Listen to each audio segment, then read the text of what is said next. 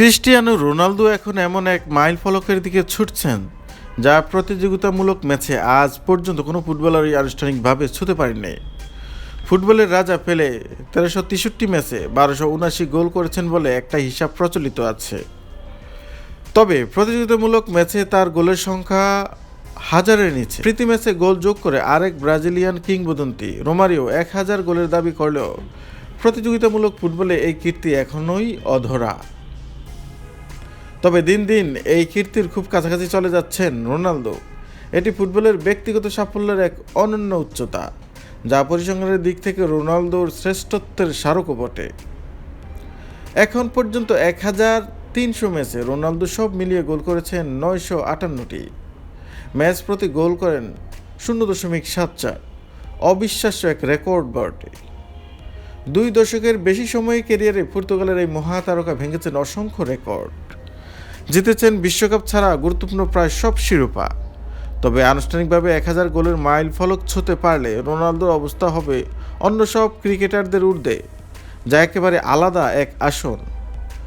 Ronaldo ইতিমধ্যে আন্তর্জাতিক ফুটবলে সর্বোচ্চ গোলদাতা। পর্তুগালের জার্সিতে তিনি খেলেছেন 225 ম্যাচ, গোল করেছেন 143টি। ক্লাব ক্যারিয়ারে তার বাকি গোলগুলো এসেছে sporting Lisbon, Manchester United, Real Madrid, Juventus এবং সৌদি আরবের আল নাসরের হয়ে।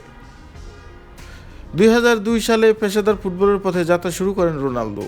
এরপর থেকে 2026 সাল পর্যন্ত 25 বছর সব পঞ্জিকা বর্ষে গোল করেছেন এই মহাতারকা, যেখানে সর্বোচ্চ গোল করেছেন 2013 সালে 69টি, আর সবচেয়ে কম গোল করেছেন 2003 সালে। সে বছর রোনালদো করেছিলেন মাত্র 1টি গোল। এরপর আর পিছন ফিরে তাকাতে হয়নি রোনালদো। 2004 সাল থেকে আর কখনো তার গোল সংখ্যা 2 অঙ্কের নিচে নামেনি। কোন বছরে ক্রিস্টিয়ানো রোনালদোর কত গোল?